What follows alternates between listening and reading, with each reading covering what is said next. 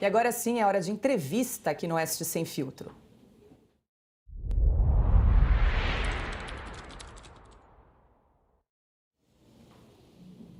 O convidado de hoje é o Coronel Telhada, ele que é deputado federal do PP de São Paulo e ele que esteve no presídio da Papuda, em Brasília, para visitar os detidos nos acontecimentos de 8 de janeiro. Boa noite, Coronel. O senhor está me ouvindo bem? Boa noite, tudo bem? Você está me ouvindo bem? Sim, seja muito bem-vindo aqui ao programa Oeste Sem Filtro. Deputado, Muito obrigado. Eu gostaria de começar perguntando o que o senhor descrevesse, o que o senhor viu no presídio e qual a situação dos detentos.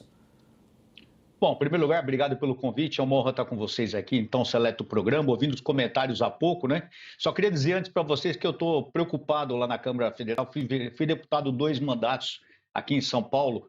Aqui o pessoal da esquerda já mentia bastante, mas lá na Câmara dos Deputados é uma coisa assustadora, né?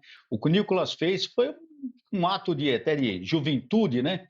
Porque o pessoal de esquerda faz cada absurdo, fala cada comentário lá e ninguém faz nada. Enquanto ao Nicolas, que fez essa, vamos dizer, até alguma coisa para chamar atenção, estão achando que ele foi transfóbico, tudo é absurdo. O Nicolas é um rapaz maravilhoso, um grande deputado, será um grande político para o Brasil, e a esquerda lá é assustadora. E nessa esquerda assustadora que a gente fala, hoje eu tive a oportunidade de poder testemunhar com os próprios olhos, pessoalmente, o absurdo que é cometido no Brasil com a prisão dessas pessoas naquele ato do dia 8 de janeiro. Antes de tudo, a gente tem que falar o seguinte: nós não concordamos com nenhum ato ilegal, com nenhum crime, com nenhum vandalismo. Aliás, a nossa linha, por ser policial militar, por ser um cidadão que cumpre as leis, é não aceitar nenhum tipo de irregularidade. E hoje nós estivemos com o deputado Sanderson, lá do Rio Grande do Sul, e o deputado Hélio Lopes, lá do Rio de Janeiro. Estivemos os três lá na Papuda, no CDP 2, onde nós conversamos é bom, só para vocês saberem também, nós tivemos autorização do ministro Alexandre de Moraes, essa é uma autorização pública, isso é muito bom, porque já mostra que há um comprometimento da Câmara dos deputados que estão preocupados com essas pessoas. No meu entendimento, estão detidos, presos, de uma maneira irregular, mas, enfim, é o que foi feito pela Justiça. Mas, com a devida autorização do ministro Alexandre de Moraes, estivemos ali no pavilhão 4 e no pavilhão 6, acho que é isso, 4 e 6.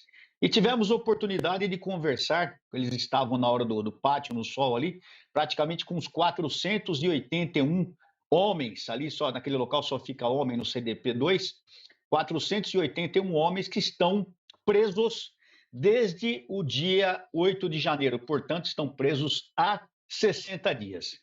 E eu posso falar para vocês uma coisa, gente, eu sou policial militar há 44 anos, cansei de ir em presídio, tive em greve, tive em rebelião aqui no Carandiru, em outros CDP, a gente sempre vai em presídio, em ações policiais quando eu estava na ativa, e é sempre uma coisa muito triste, muito deprimente.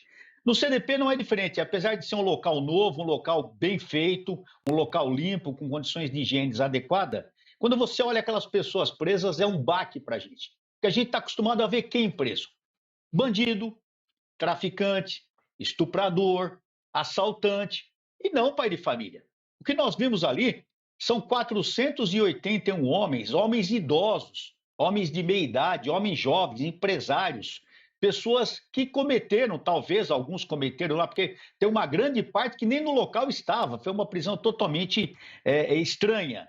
Mas pessoas que, se alguns cometeram esse crime, foi de uma maneira, de um momento de tresloucura, enfim, vão ter que responder por isso.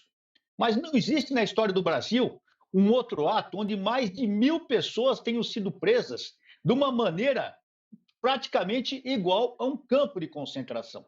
Então, quando nós conversamos com aquelas pessoas, levamos uma mensagem de tranquilidade, levamos uma mensagem dizendo que vários deputados estão acompanhando a situação deles, que nós não podemos fazer nada, porque é uma parte jurídica, a nossa parte política, a nossa parte parlamentar, não é o que nós fazemos no campo de libertar aquelas pessoas ou intervir a favor deles. Mas juridicamente, politicamente, nós estamos agindo, já colhemos as assinaturas para a CPMI do dia 8 de janeiro, tanto na Câmara dos Deputados quanto no Senado Federal. temos assinatura para isso, estamos aguardando o Rodrigo Pacheco na primeira sessão que houver no Senado, ele vai ser por conta de ofício, vai ter que instaurar essa CPMI, e estamos aguardando isso aí, para que sejam designados os deputados que atuarão nessa CPMI e que venha depois o presidente e o relator, e procuramos acalmar aquelas pessoas. Eles não veem a família há 60 dias, para vocês terem uma ideia, não falam com as esposas, com os filhos, eles só podem falar através do advogado, então todos estavam muito ansiosos quanto a isso, mas estavam com saúde, ali todos que nós vimos estavam com saúde, lógico, mais magros, mais abatidos, desesperados, alguns você vê que a pessoa estava chorando, uma situação terrível, cadeia não é um lugar bom para ninguém, nem principalmente para trabalhador e pai de família, para um cara que quer fazer a coisa certa. Mas, no geral, a situação deles física é uma situação razoável, mas o grande problema é que eles querem sair de lá, querem ver a família e querem uma ação real e justa. Justiça. Porque, infelizmente, no Brasil, a justiça tem sido muito injusta. Quem pergunta agora é Ana Paula Henkel. Boa noite, coronel. Obrigada pela entrevista. É um prazer ter o senhor aqui com a gente. E o relato do senhor é comovente. É difícil a gente não se emocionar diante do que o senhor conta, né, da situação dessas pessoas, pais de família. É muito difícil ouvir isso, mas importante o senhor dizer exatamente o que está acontecendo. E, coronel, há notícias de que advogados eles estão encontrando dificuldades em acessar os processos dos seus clientes. O senhor tem alguma notícia sobre isso? Olha, eu não sei te informar, Ana Paula, porque isso aí seria mais no campo jurídico, mais junto ao STF, nós não tivemos esse acesso. A informação aqui, eu vejo bem, o que eu vou falar aqui foi me passado por alguns dos presos que ali na grade acabaram conversando com a gente. É lógico que são comentários, né? Muitos deles estão se dizendo prejudicados por alguns advogados, porque infelizmente muita gente aproveita essa situação. Estão lá praticamente numa situação de pedindo 20, 30 mil reais para defender essas pessoas. Vocês imaginem, muita gente ali, muita gente, são pessoas simples, homens da cidade, homens do campo, que não têm condição de pagar 20, 30 mil para um advogado. E muitos estão se dizendo prejudicados por esses advogados. Então, uma coisa que nós vamos analisar nessa CPMI, que nós estamos trabalhando para instaurar lá no Congresso Nacional, nós vamos atrás dessa situação dos advogados também, porque a obrigação deles, recebendo bem ou recebendo mal, a partir do momento que eles se propõem a defender uma pessoa, é defender essa pessoa da melhor maneira possível, Ana Paula. Agora, essa informação quanto à dificuldade do advogado acessar o processo, eu fico lhe devendo porque eu não tenho, mas a realidade é uma só. Muitos têm reclamado, e só uma outra informação, Ana Paula, pegando um gancho, vocês devem ter visto algumas entrevistas, algumas coisas, eu não vou citar nomes aqui, porque a minha intenção aqui não é denegrir o nome de ninguém, nem falar mal de ninguém, mas houve um vídeo na rede social rodando aí dizendo que pessoas teriam sido agredidas, inclusive teria dado como morte, estaria morto o cacique, o Sererê, o Chavante, né? O nome dele é José Acácio, e nós estivemos com ele, conversamos com ele, ele tinha acabado de chegar no médico, ele está bem de saúde, o que ele tem realmente é um problema de diabetes, que está sendo tratado, aliás, ele não tratava esse problema, agora no presídio ele está sendo tratado. Diga-se de passagem, Ana Paula e os demais que nos assistem, para as famílias dessas pessoas, para ficarem bem tranquilos, porque apesar da prisão, todos estão bem, todos estão com saúde, estão morrendo de saudade, mas estão loucos para ver a família. E no caso do índio Sererê, ele havia acabado de chegar do médico, ele está vivo, está bem, inclusive fez questão de, junto comigo, com o Sanderson e com o Hélio Negrão, de fazer uma oração. Ele mesmo presidiu a oração, está muito confiante dele, está preso desde o dia 12 de dezembro, portanto, praticamente há 3 meses. Olha só, traficante não fica preso, estuprador não fica preso nesse país, assaltante não fica preso nesse país, mas todos lá estão presos. Então, Ana Paula, quanto a essa informação do advogado, eu fico te devendo. Se você tiver uma outra questão... Nós estamos conversando ao vivo com o Coronel Telhada, ele que é deputado federal e visitou o presídio da Papuda em Brasília. Silvio Navarro.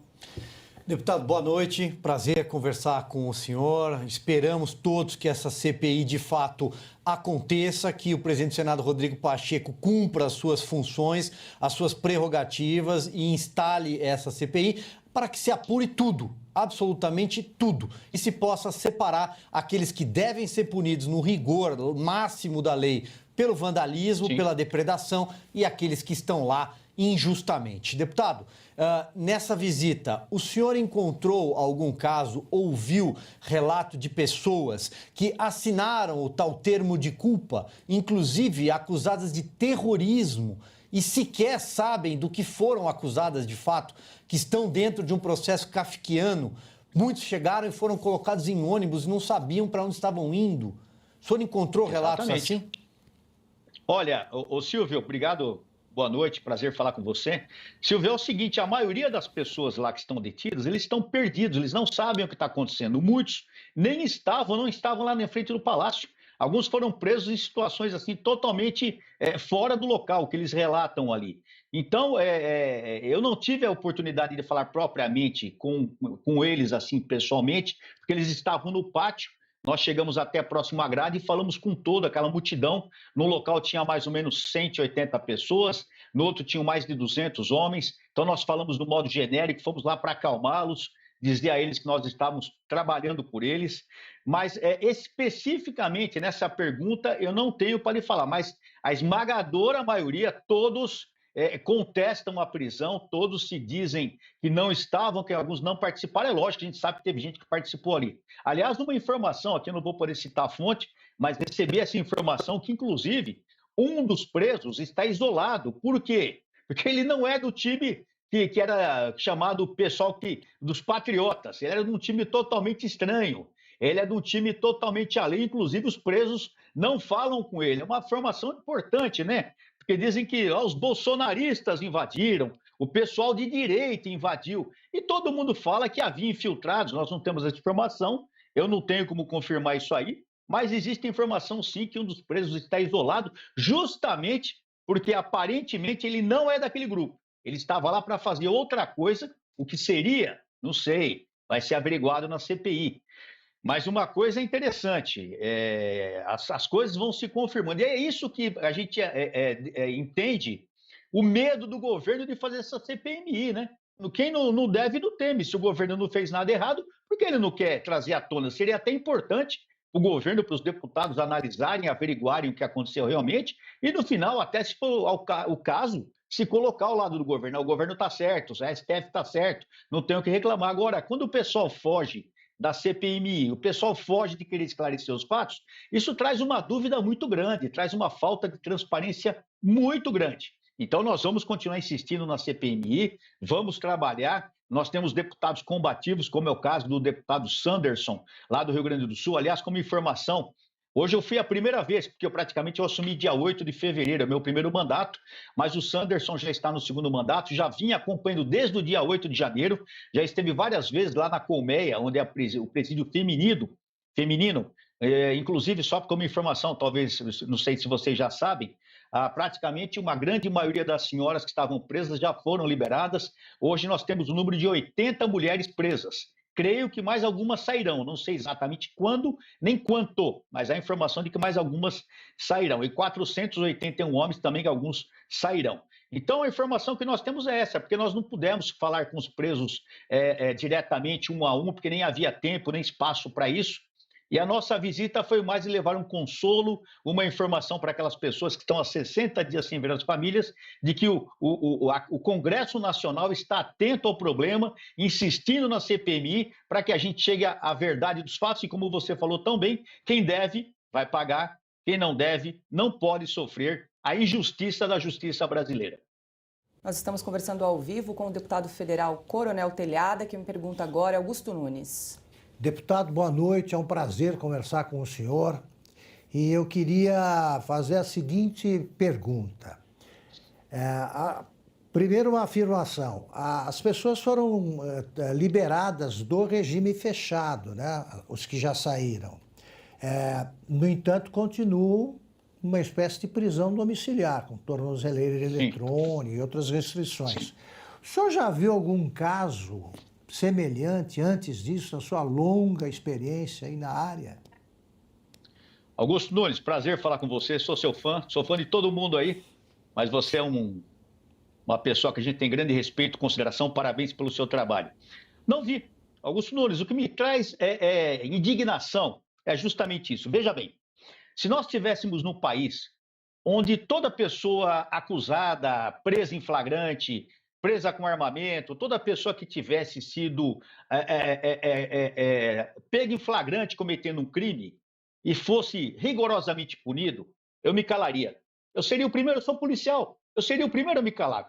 Cumpra-se a justiça. Mas nós não vemos isso no Brasil. Nós vemos assaltante, estuprador, traficante sendo liberado em audiência de custódia. Nós vemos absurdos, e não é de hoje, eu tenho 44 anos de polícia militar, nós vemos absurdos cometidos em favor de criminosos. E, de repente, numa situação dessa, que é uma situação grave, invadir o Congresso Nacional é uma infração gravíssima, é contra o Estado Democrático de Direito.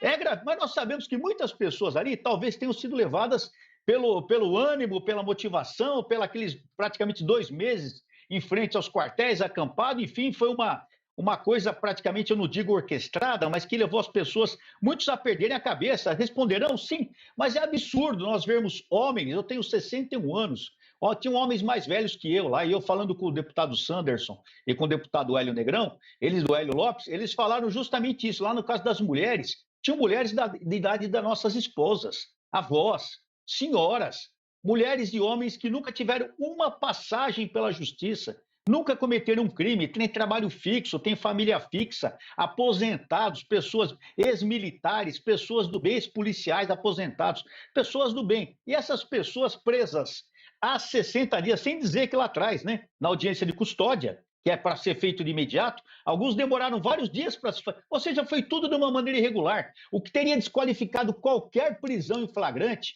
pelas irregularidades cometidas, Augusto Nunes. Lá não foi feito, lá ao contrário, as pessoas permanecem presas, os que estão sendo liberados, tratados como bandido, com vigilância, custódia na vigilância, através de tornozeleira, através de vigilância, e bandido mesmo, meu irmão, bandido mesmo, na rua, deitando e rolando, matando polícia, traficando, andando armado, e tá tudo certo. Esse é o país que um criminoso no mundo todo é tido como um país bom para o criminoso. Então, isso que me injuria.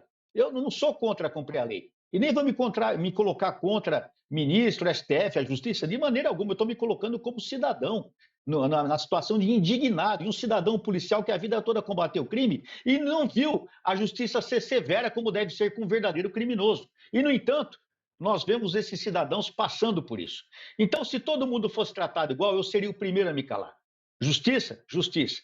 Mas nós sabemos que não é assim. As pessoas são tratadas de maneira diferente. Isso já ofende a Constituição, que diz que todo cidadão deve ser tratado, todos cidadãos devem ser tratados de maneira uniforme, de maneira igual. E nós não vemos isso. Então, Augusto Nunes, o que me indigna é isso. É o tratamento diferenciado, forçado, injusto que essas pessoas estão sofrendo, enquanto criminosos verdadeiros, bandidos, assassinos, estupradores, traficantes, enfim, toda essa raça maldita continua aterrorizando o pai de família em liberdade nas ruas. E patriotas presos porque perderam a cabeça. É uma vergonha, é muito triste isso para o Brasil e o mundo todo está observando isso. Coronel, uma última questão a respeito da instalação da CPMI. Nós noticiamos aqui que o governo tem tentado lotear cargos e distribuir verbas para evitar a instalação dessa CPMI. Por que o governo não quer a instalação da CPMI, na sua avaliação? Menina, isso é uma pergunta de prova, viu? Se eu soubesse isso aí, eu era o presidente, viu? Eu vou te dar minha opinião, me permita. Eu vou te dar minha opinião. Não quer porque está escondendo alguma coisa. Muita coisa errada, né? A provocação do ministro da Justiça dias antes, incitando os manifestantes, a força policial de uma maneira pouco forte no dia, as Forças Armadas com falta de policiamento, enfim, há uma série de senões para serem analisados. E essa informação, me perdoe, me fugiu o seu nome, essa informação ela rola solta na Câmara dos Deputados.